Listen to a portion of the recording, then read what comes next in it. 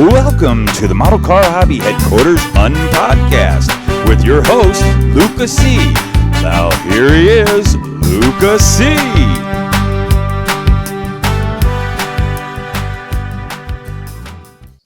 Well, hello, my fellow car maulers. How are you doing today? I have a very special guest, and he's not a social media giant or anything like that in our little hobby. So you might not know him, but you might find out you do know him.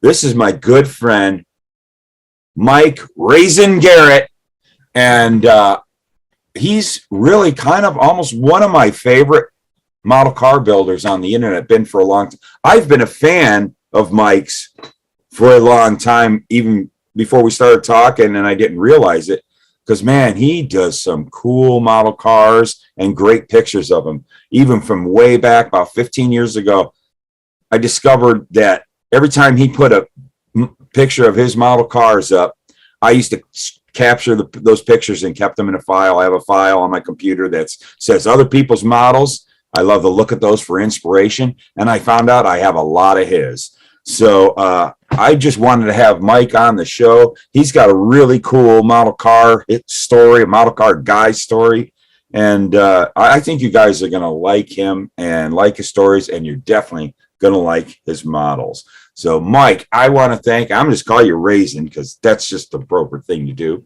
Raisin works. Raisin works, man.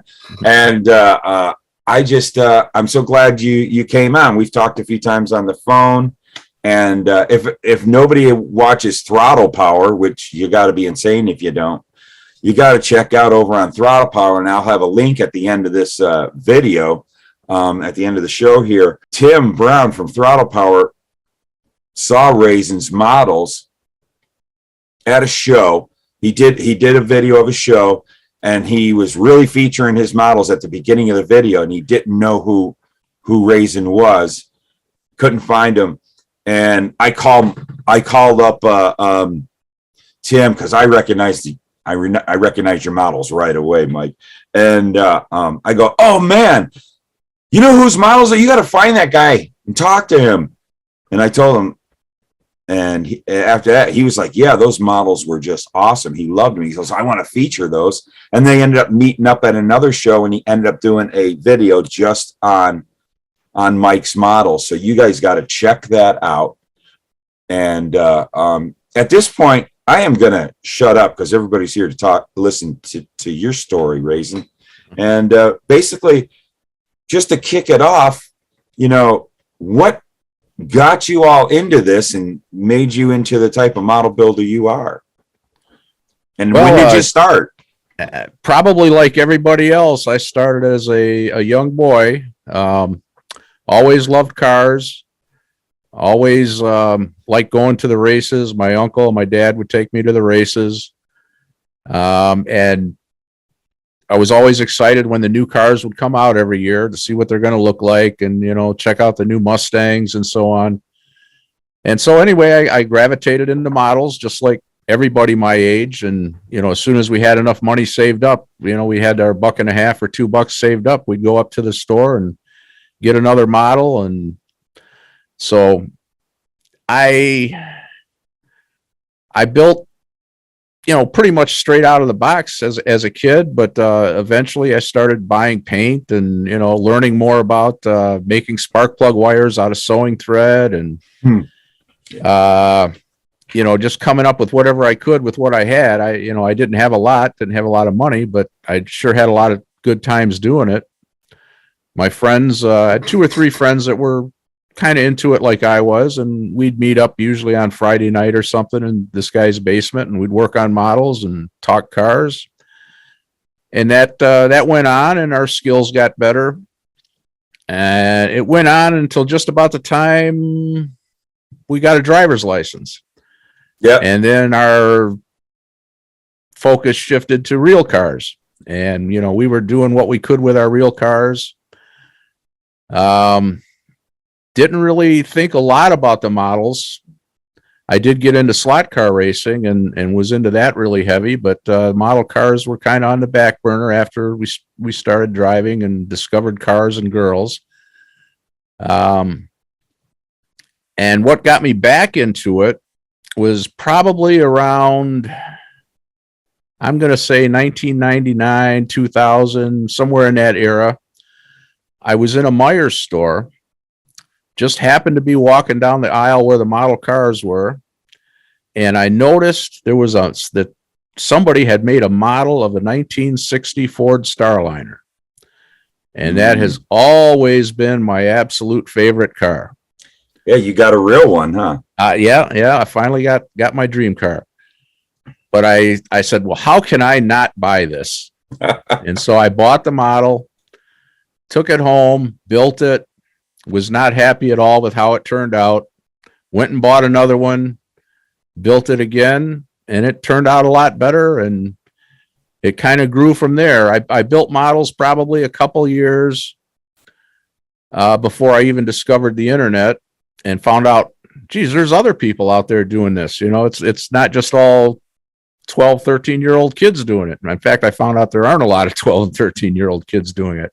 No, they're mostly people my age. And it grew from that. I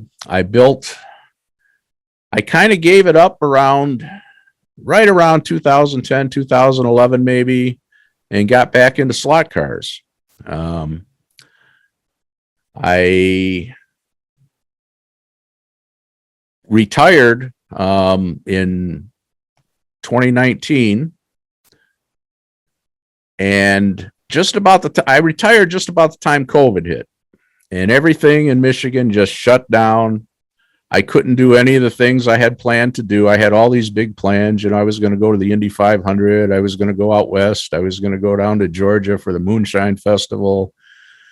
And none of that was able to happen. And I decided I needed something to do. I'm stuck in the house. It's winter time in Michigan and nothing's open. And I went downstairs for something and I realized, God, you know, I must have 200 model cars here that I've never even started working on.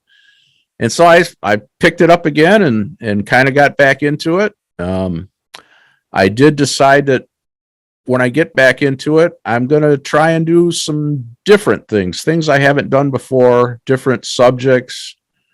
I've been trying to do some weathering, which I never really did much weathering before. Oh, wow. That's awesome. Yeah, great. Yeah, and I'm having a good time. I even built a semi truck. You know, I'd never built a semi truck before, and I built one, and I really had a lot of fun building that, actually. Yeah, because when I first encountered you on the internet, 15 years ago or so, you were doing, a subject I really loved, and I loved how you took the pictures.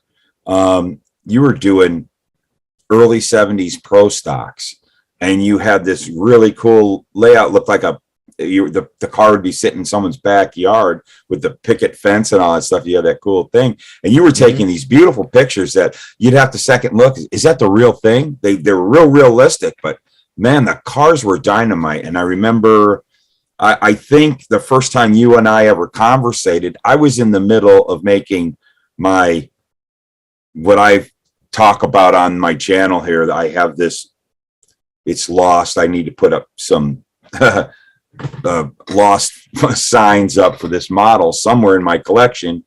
It's my Fast Eddie Sharpman Comet. Oh yeah. And I was working on that, and I had the paint was turning out nice, and you go, hey, I built one of those, and yours is beautiful.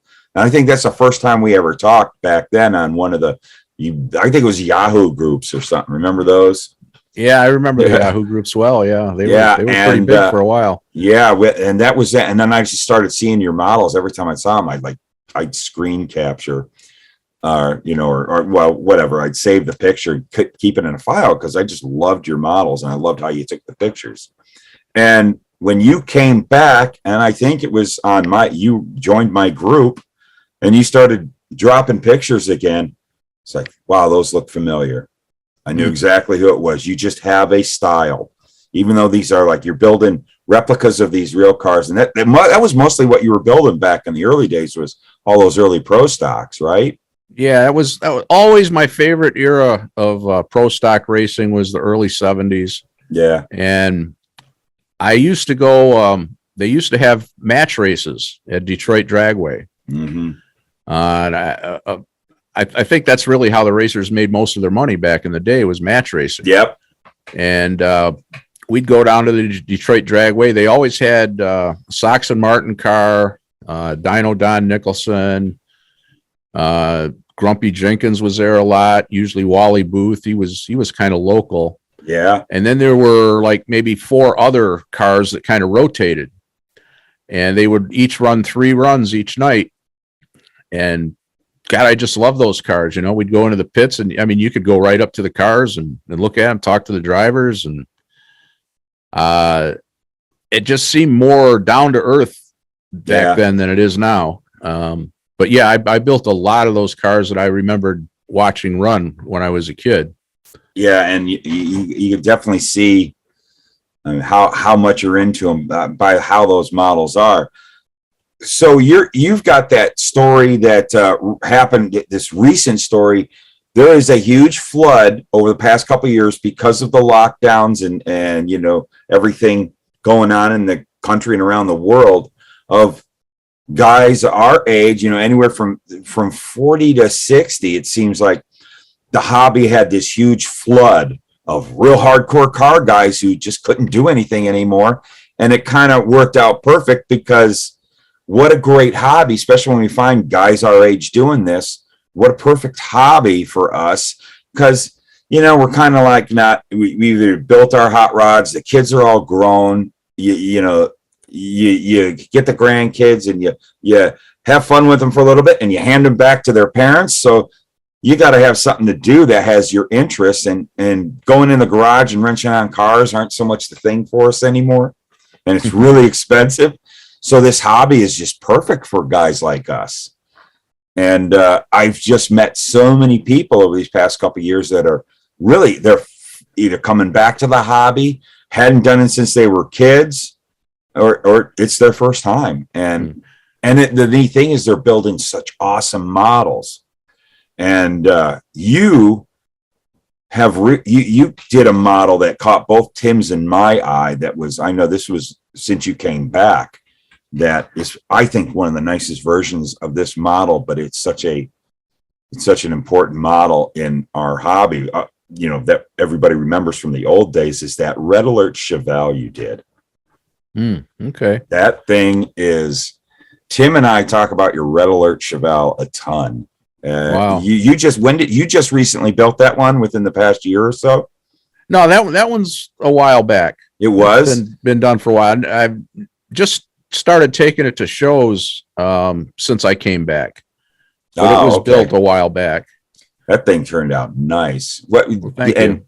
And you did, because the model kit came out and everybody talks about it. It's such a near and dear to all of our hearts, us longtime model builders. It was kind of an interesting thing. Here's this really a small guy in the NHRA racing back in the early 70s, kind of took his wife's car, turned it into a race car, and it just had the right look. So AMT wanted to do a model of it, even though they used the wrong year.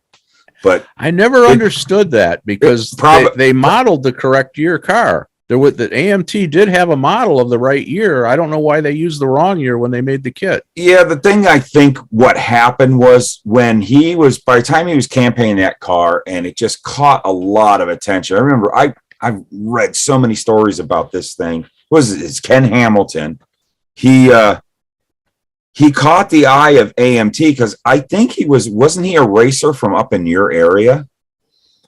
I think he was from up in that area, and AMT was up there.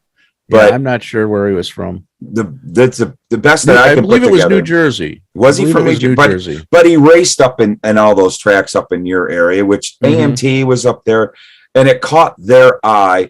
But by that point, they had retooled their 70, because that's what they would do as the new model year cars came out. They would retool and update them. So at that time, the 70 Chevelle tooling was updated to a 71 or 72, because it was a couple of years later that it wasn't a new car when he started campaigning it. So they thought, remember model cars back in the early 70s, that was just a kid's toy. So they didn't think they'd be us old buggers that would nitpick. And they thought, it's pretty much the same car, just throw the decals in the kit and make some cool box art. So that's my take on the story of why. But it's nowadays we have 70 Chevelles kits, so we get to correct that car. But and I wish, for a while, did you use the kit decals or did you get aftermarket decals when you did yours? The ones I used were aftermarket decals, but they were really old. Even when I got them, they were old. And I believe the name of the company was Gucci or something like that. The Gucci, I remember that. I've got a few of his decals. I remember that the decals, there were a few flaws in them that I kind of had to touch up with paint. And there's like a black striping on the car with a thin pinstripe around the black striping. Yeah. And in the decals, they had it white between the pinstripe and the main stripe. And I had to go in there and paint that red. Oh, I do remember that. And a few other areas where I had to kind of touch them up a little bit, but they worked. I wish somebody would put out a nice set of those decals out. I've wanted to build that car for years. I just saw recently that Slicks has a set of decals that you can make that car from. They bring it back because I think I remember Slicks doing it years ago. Well, the decals I saw were a lot like when they made Gap and Roush decals, and I guess they didn't have the license to do it or something, so they made Gray House Pop. Oh yeah, cut it apart and put it together the right way, and that's how their red alert is. You'd have to buy multiple decals and put it all together. To I'll have to look into that because I really want to do that car, and that car's so cool. And you definitely did your research on it because I looked at it, you had the block was yellow and all that cool stuff. That car is such a cool story. I know people still search out that kit and pay as incorrect as it is, pay premium for it just to have the kit in their collection because it's just such an iconic thing for model building. But you did such a cool job on that. Oh, thank you. I was told at one time that was the best-selling AMT kit of all time. Whether that's true or not, I have no idea. But yeah, I know. I it definitely was up there. I've heard the same thing. I've heard that exact same thing, and I know where. I can't remember. Was it you? Because they did two of them. They did the car itself, and then there was a whole team thing where you had a truck or a van and a trailer and all that. I can't remember which version, but I think I know where there's one that's being held for a particular reason. And if that reason doesn't happen, I got my thumbprint on it just in case. Because I want that kit just because it's just such an iconic thing. Because you've built a couple of the old Johan Maverick and Comet Pro stocks. Oh yeah, one of my favorite kits. And boy, oh boy, if you didn't get into back into the hobby till '99, you said? Yeah, it was right around the turn of the century. Yeah, might have been 2000, somewhere in that area. And at that time, those kits were getting pretty high dollar, and you were buying them up, huh? Yeah, whenever I found one, I'd usually pick it up. I've still got a couple that I haven't built yet. Oh, cool. Mm-hmm. Yeah. What plans you got for those? Because what ones I know you've done the black and red Dino Don one, and you did both fast Eddie Sharpmans, didn't you? I've only done one Eddie Sharpman. I've done the two of Dino Don's Mavericks. I've done the Eddie Sharpman.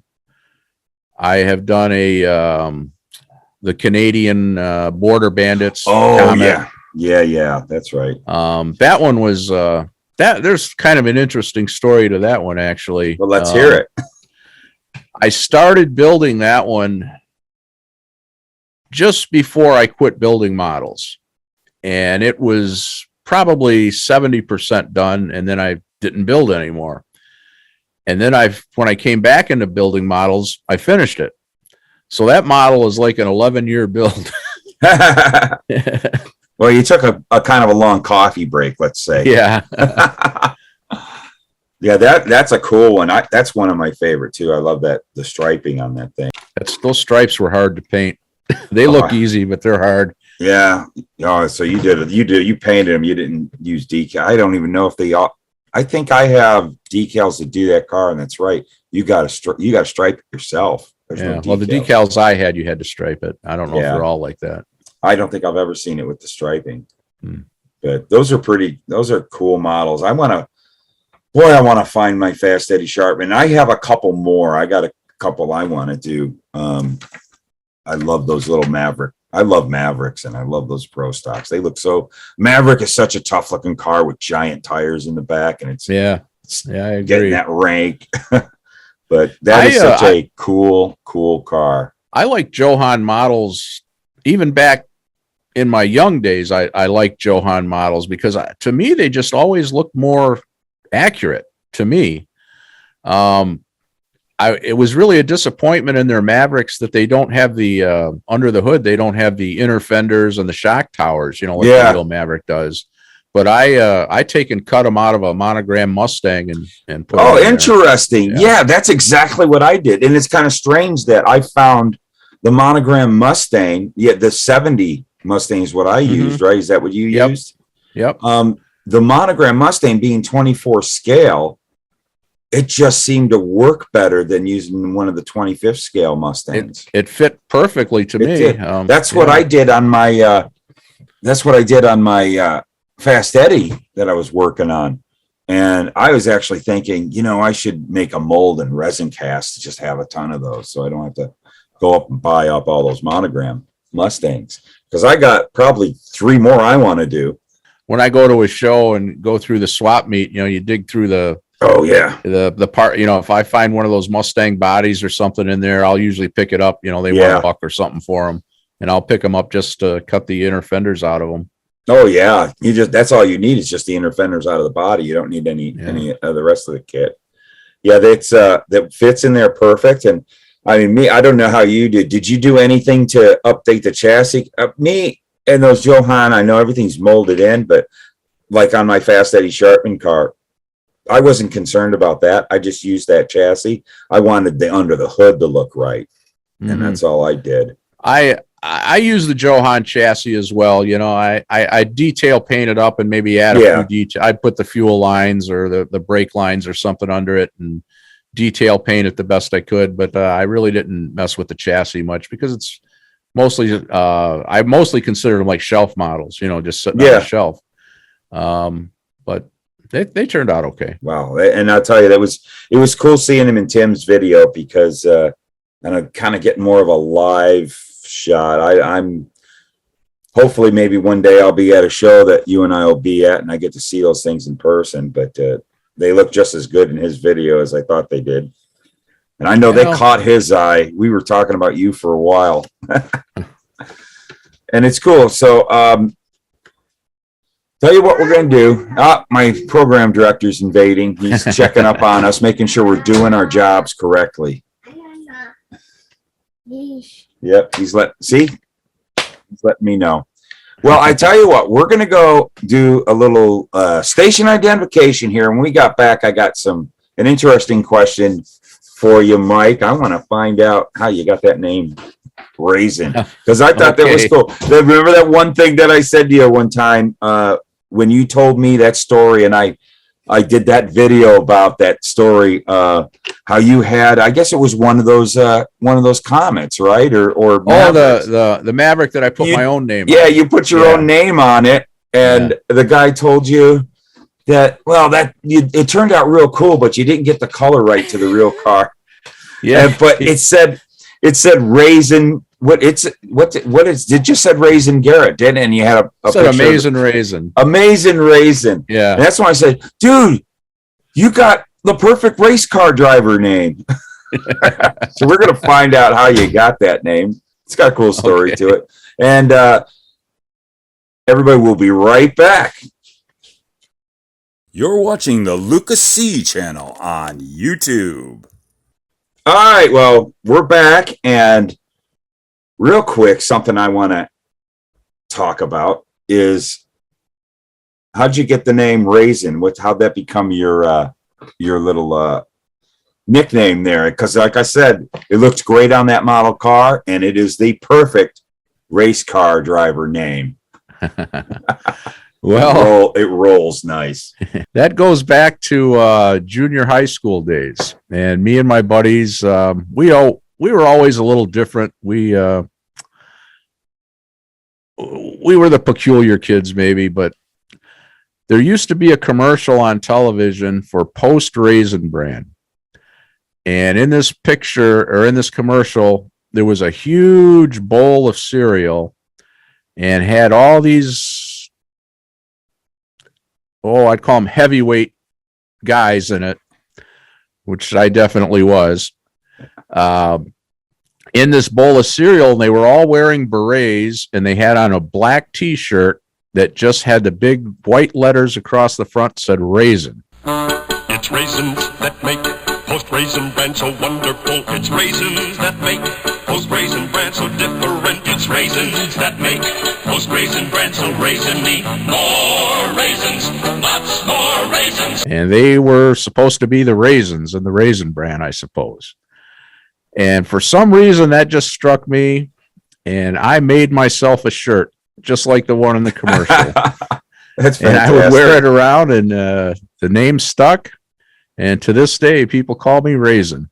That's awesome. That is because it is perfect. It's a perfect race car driver name, which you happen to have been at one time a race car driver, and you and a builder. You actually had your own cars and were running out there, and a couple of cool ones, man. It's even in your you got a picture, an old picture of you with it looks like a modified in your avatar. That was probably my mini stock. Probably a Pinto mini stock. That's right. Yeah, it was definitely a Pinto. And so did you go by that name at the tracks? I mean, that's perfect for Saturday night racing. Yes, and actually there's a little story with that. The very first time I raced, they announced me over the PA system, and they got the name mixed up with somebody else for some reason, and they named a different driver as the driver of the car I was running. And one of the guys ran up to the control tower and says, no, that's Raisin. That's Raisin. And so that the rest of the night, they called me Ray Sun. Oh, they couldn't get it right that night, huh? Yeah, but the next week they got it right. But right on. Yeah, that's a great, because I know that model that you put it on. I mean, you incorporated the remember the California Raisins. I loved how you did that. That was a great looking little race car. And yeah, it's a perfect name for racing. And you had some pretty cool race cars. I know you posted a picture of that Camaro, like the second gen 70s Camaro that reminded me, it looked like Bob Seneker's old ASA car. Yeah, I guess it was painted similar. It was. It definitely, when I saw that, I go, whoa. Were you actually racing in American Speed Association, or what division were you racing? Well, I raced in the super late model division, mostly at Flat Rock Speedway in Flat Rock, Michigan, and Toledo Speedway in Toledo, Ohio. We raced Saturday nights at Flat Rock, Sunday afternoons in Toledo. I raced against Bob Seneker a lot, and he's good. Yeah. Well, yeah. Yeah, that guy was. He was up there with Dick Trickle and all those guys. That was a really neat looking race car. Did you ever build a model of it? Whoever planned to? No, I never have. I've never built one of any of my cars. Real car, I've never even built a model of my Starliner. And it's funny, I don't know why. I can't. Maybe it's just that I could go look at the real car, I can't anymore. I don't have it anymore, but no, I just never have. I probably should. Yeah. That Camaro would be really cool. Cause it was bodied like a mid 70s, like 75 Camaro or something from what I read. Yeah. Let's see. We'll put some pictures up. I can't remember what year, but the year that they made the back window wrap around. Where it I think that was 75, maybe yeah, 74. 74 or 74. Yeah, 74. It was one of the ones with 75. the bigger 75. back window. Yeah. Yeah, that's a very cool. I might have to challenge you to build it, and I have a way of helping you out because I know the 75 Camaro is something that everybody is always wanting in there and lust for because the kits are long gone. They've never retooled a new one. I know a lot of the guys who build dirt track cars, they want that, the aluminum bumpered mid 70s Camaro so bad. And I do have a product that's about to come out when I get my resin casting going that can help anybody with that. And maybe you and I will talk and I can hook you up if you want to build that car. But I would be interested. Yeah, I think you should build a model of that car because it's just freaking cool looking. And you had I just did a giant tires sticking out. I love it when the tires are outside of the fenders. But I did build a model of Bob Seneca's similar car. But Yeah, I didn't build my own. isn't that neat? Yeah, that's the first time I saw a picture of it. And it was kind of like a head-on. It was going down the front straightaway there, and I looked at it. And I was like, that looks like Seneca's car. Yeah, that was definitely a neat looking race car. That was such a cool time for stock car racing. I think the cars were just at their best look. Just a style, whatever it was. It didn't matter what the car was. The whole stance and style, the giant tires sticking out of the fenders, just, still using stock sheet metal. And even like your car, you said your car had a Camaro front sub, so it was based off of a street car, your build. It was second design How car with the Camaro front stub, and then from there back was fabricated. Yeah. But what I think is neat about that era is that's when most of the cars were still built in somebody's garage. Yes. And they were building their car, and it gradually got to the point where you just went and bought all the parts and put them together, and then the cars all started being more or less the same. Yeah. I was with a dirt track late model team in the early 90s, and it was like my first race car, circle track car I ever got to work on. This guy was like my Yoda. I was learning so much from this guy. And he had bought an old late model stocker. This is in 91, but his car was 70s vintage. At least it was a 1980 build of a race car. And he still had, we were dealing with the stock front snub. It was what but for everybody out there, it was called a square chassis, which is like you look at a NASCAR race car, everyone, where the roll cage is all the way across, even the passenger side of the car is all caged in and it's full floor and all that. His was like that, where everybody had what they called the offset chassis. And if you're familiar with the old ASA model kits, everyone out there, the Camaros and Thunderbirds, if you ever seen that, that was called an offset chassis, where the whole roll cage was just over on the driver's side. So they called that, they call it left hand or offset chassis, and fabricated front subs. We were racing against cars like that, and we had this old square chassis stock Camaro front subbed car, and we won the track championship in that car in 93. And that's great. Yeah, we had a hell of a driver. A guy he could drive a car with square wheels. But we must have been better than me. Oh man, yeah.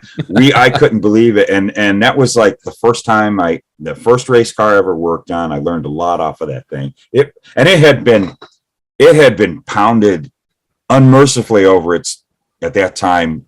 It was 11 or 12 years old. The car had been beaten, and geez, I can remember us welding the back subframe back together and holding chains on the main frame and cranking up and pushing it back. I mean, the car was so out of whack that, and you'll know this being a racer, and anybody out there is familiar with race cars, the way the rear end was set in the rear of the car, the wheelbase was shorter on the right side than the left side. Now, any of you that know about chassis setup on race cars, and you know what happens to a car when it's like that.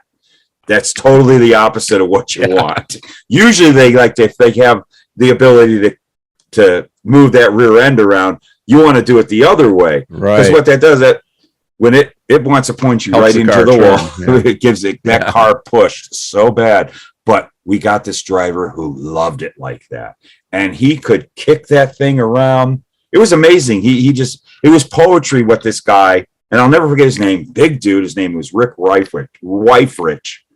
And this was just local here in Phoenix. We raced out at Canyon Raceway, and we won the late model championship at Canyon Raceway in '93 with that car. And that's a heck of an accomplishment.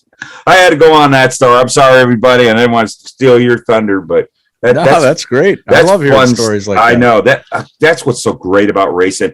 But I love it when there's guys like you and Mark Batson and me, and so many guys who have that experience, and we bring it into model cars. And and I don't believe in being a rivet counter. I don't diss anybody who never experienced what you and I experienced in racing. They build cars like that, but they don't do things correctly because they're going off of pictures and they don't know the technical stuff about chassis and stuff like that. But if they do a beautiful model, who the hell cares? I don't care. If it's an inspiring looking model that might not really be correct to how they really did it back then, who cares? That person loved that style of race cars and they got the look.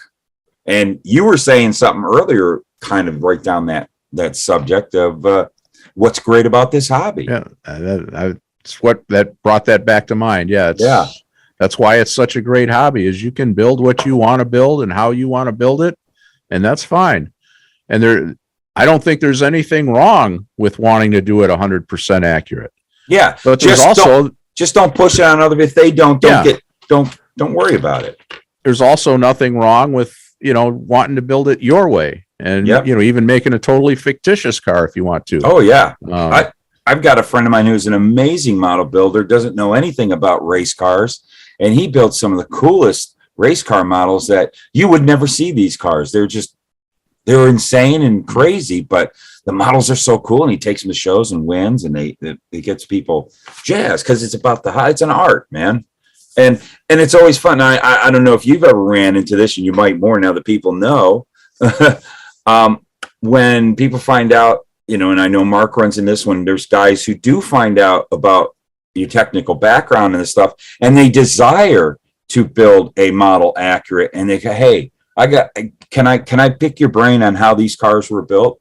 That's a lot of fun. That's the only time I'll ever sit there and get into it with people, not get into it, but, talk about, hey, this is the proper way to do it if they want it. If they don't, I never say anything to them. It's like, man, that is a cool model. Who cares? They're not into that. It's about making a really bitchin' looking model and putting it on the table and having fun and enjoying. That's one thing that I kind of find that's maybe a little different about model car builders as compared to military model builders. Yeah. Is you never see military models that are something that somebody made up that they thought maybe could be used in combat, but it never was. This is my idea of what a missile carrier should look like, or you never see that. There's not the creativity. And again, I'm not saying there's anything wrong with that. It's just a difference in the mentality, I think, between model cars and military models. I love models, and I dig military models, airplane models, science fiction models. Well, science fiction, you can do whatever you want. That's what's cool about that, unless you're building movie accurate stuff. But that is the thing, besides the fact of my insatiable love for the automobile since I was about that big. And it's just I gravitated to the model cars because it just seemed to be more of a creative release. It was more artistic. You could do whatever you want. You could do anything. That's why sometimes model tank builders don't get, like, why do I have 4 67 Chevelle Pro Streets over there? I'm not going to build 4 67 Chevelle Pro Streets out of those. We slam kits together and make other stuff. Well, the military builders, I mean, they don't have like a custom class, No, they should. Yeah, that would be kind of interesting, wouldn't it? We take it to an IPMS show, they wouldn't know where it would go. Right. I don't think they ran those in Germany. Somebody had once tried to talk me into building a military, and I told him what I would build, and he says, "No, don't do it." I was going to get like a tank or a Hummer or something, and put a big Chrysler Hemi in it and call it rapid deployment. Oh no, that's a great idea. You should do that. That is fantastic. I'm starting to see there's a little more of a melting of all the different plastic model building genres, where it's getting a little more acceptable. I know there's a lot more military guys I run into that actually really dig us model car guys. They're floored by our paint jobs, or even our, with all of us also getting more into distressing, like you're doing getting more into doing weathering, that we're starting to appreciate what those guys on the military end do. And I know a lot of guys that now building cars along with their airplanes and stuff. I wanted to do for a long time, because I love the F4UA Corsair, and those are like the few airplane kits I have. It's that, and I've wanted to build one and paint it up like a race car, like when they were buying those in the early days surplus and doing that basically circle track airplane racing, air racing. That air racing I always was just so intrigued by it and terrified of it. Don't think I'd ever go to one. But they were, I just thought it'd be so cool to build them with sponsors all over it, make it shiny, really look cool and stuff. It'd be a Corsair. You hit on something there that I've noticed as well, since, being out of the hobby for about 10 years or so.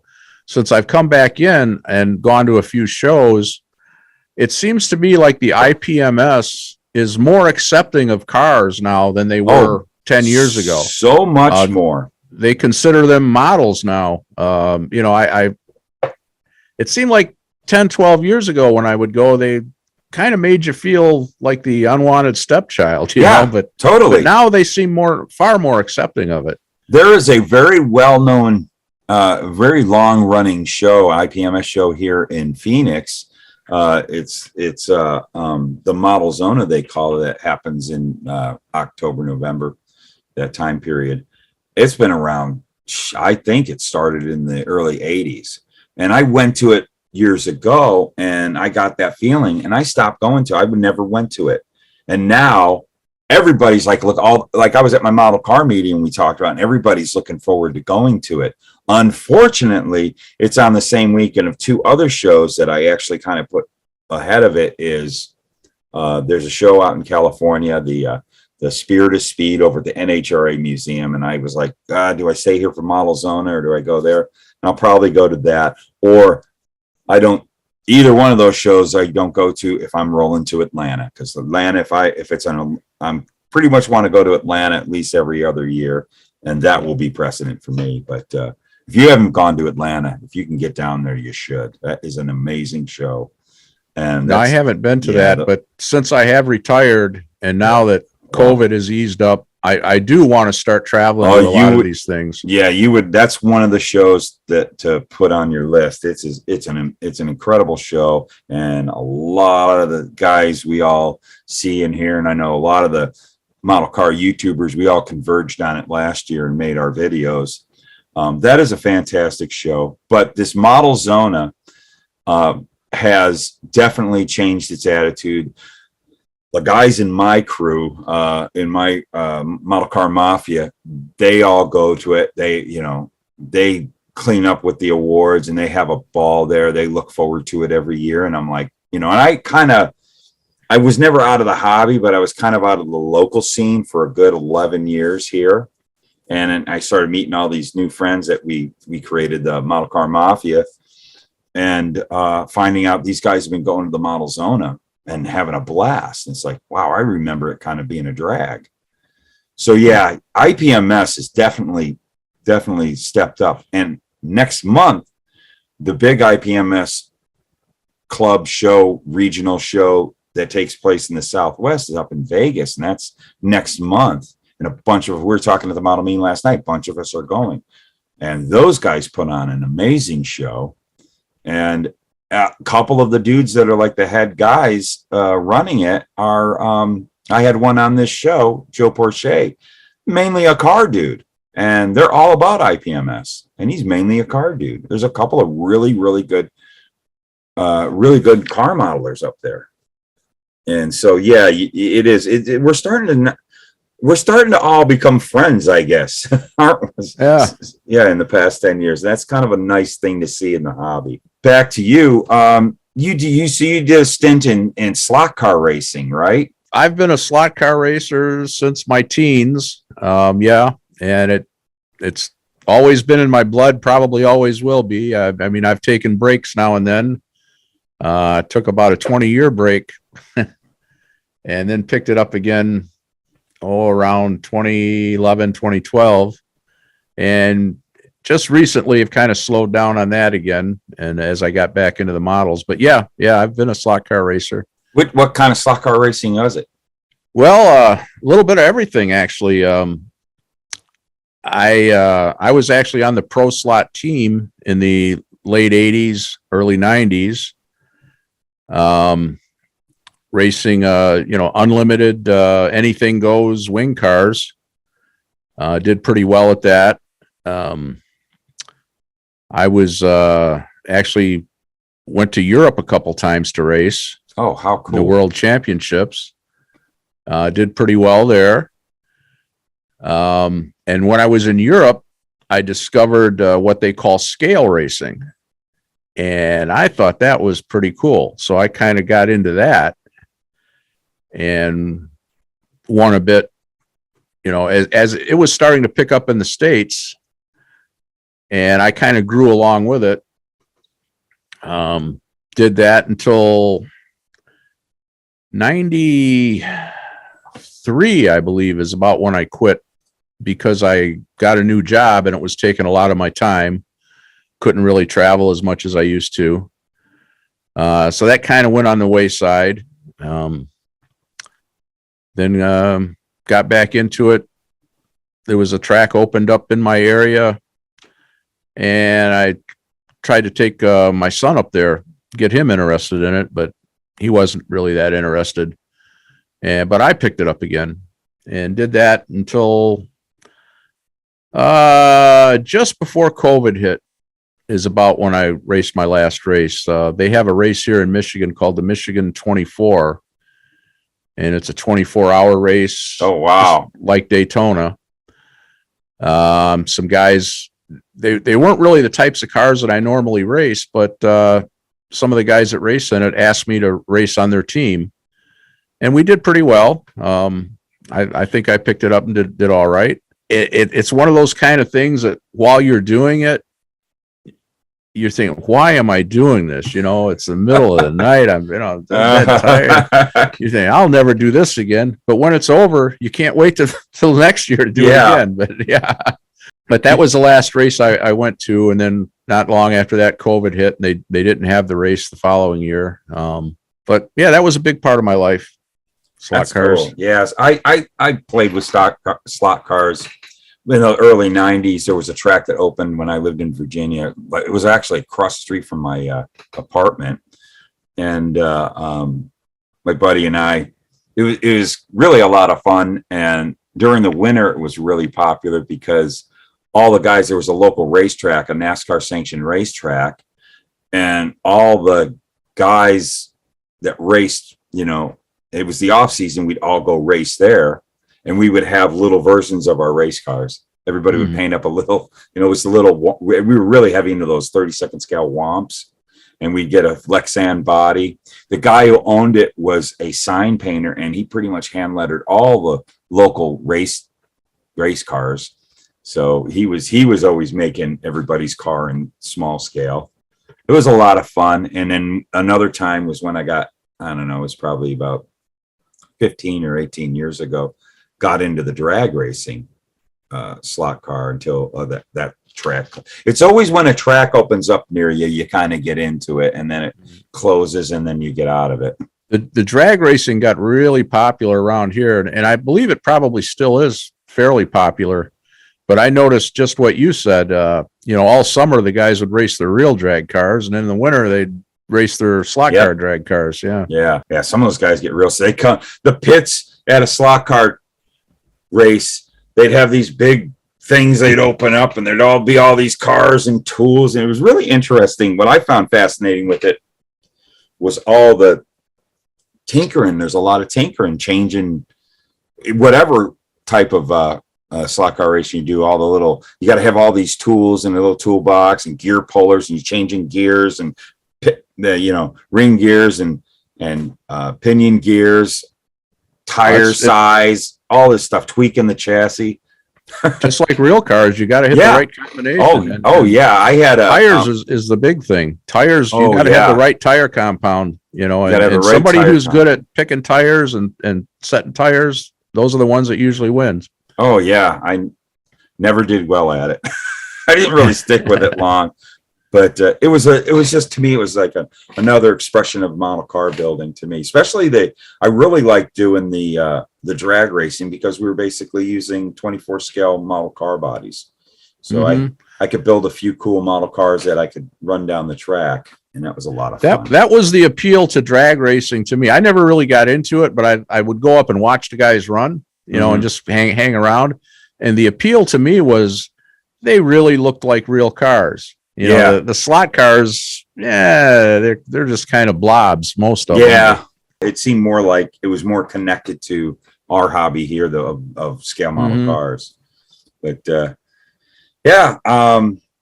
just really cool talking to you about all this stuff.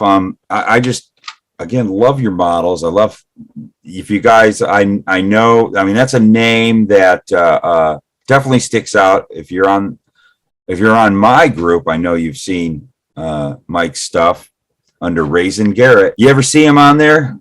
Say hi to him. Say you saw him here on the Unpodcast. And I definitely, Raisin, I want to have you back on, probably with a couple of my other buddies, and we can talk more about the hobby and just get into that stuff. I just want people to meet you. You got cool stories. You got a neat background, and I think it brings something cool to the hobby. Doing stuff like what you do, and just inspiring model builds that you do. So I want to really thank you for coming on, and well, thank you. Definitely, please come back. I know we talked on the phone a few times. Anytime. I love jaw jacking with you. We just have all kinds of bench racing to do. Well, that's one of the interesting things about today's times is you can make friendships where, you're across the country from each other. So, years ago, we would have never even known about each other. Good. Yeah. Unless one of us made it in the magazine, and then you might see one blip of one of our models, and maybe you'll remember the name, maybe not. But yeah, the chances of me going to a show out there, you coming to a show out here back then, this technology definitely has been something really great for our hobby, and creating a lot of friendships and a lot of interaction. And it's cool that we can do this, and definitely plan on doing more. I got to ask you one question here real quick. Are you working on anything specific right now, and what is it? I am working on a dirt track, modified circle track car. Something that raced at the Reading Fairgrounds, back in the 60s. And like I said, I'm trying to branch off and do things I've never done before. And this one, I'm getting into some light weathering on it. And I want to make the last few models I've built, I've wanted to make them look not like junk, but like they've been used. Yeah. There's that fine line, man. You want to have it just the right amount of wear, but you don't want it to look like a piece of junk. Yeah, and it's actually getting pretty close to being done. It probably be done sometime this week. Oh, I'm looking forward to seeing that. You'll be putting it on the Facebook group there, the Lucas C. Model Car Hobby Headquarters Facebook group. We're 12,000 strong now, or something like that. Yeah. Well, thanks, Mike. Thanks for coming on, and I like to consider you one of my new model car buds, friends. I'm glad to have you on board, and well, thank you for having me. Oh, thanks for coming on. I think this is reaching out, and maybe we'll be making some newer friends they're going to see at the model shows and know who you are and see these great models of yours. And that's what it's all about, right? Making new friends, making model car buds, everybody having a good time together, helping each other out, inspiring one another. Inspiration is like the main thing. That's what the shows do for me more than anything, is I'll look at other people's stuff and say, well, there's something I haven't tried, or that's a new idea. Yeah. And, I kind of get inspired to do things after I've been to a show. Yeah. That's why I preach to guys who go, I don't go to shows. It's just buddies giving each other awards and stuff. No, man, just go there to meet guys and gals that do what you do and get inspired. It's about the camaraderie. It's so much fun. You're missing out. But to wrap this up, you got to know there is something that I ask all my guests on the Unpodcast to do. Are you ready for it? Are you up for it? We'll give it a go. Let's hear it. Keep gluing them fingers to each other and try not to cut them off. That works for me. All right. Thanks a ton. We'll see you guys in the next Unpodcast. And, well, here's the producers.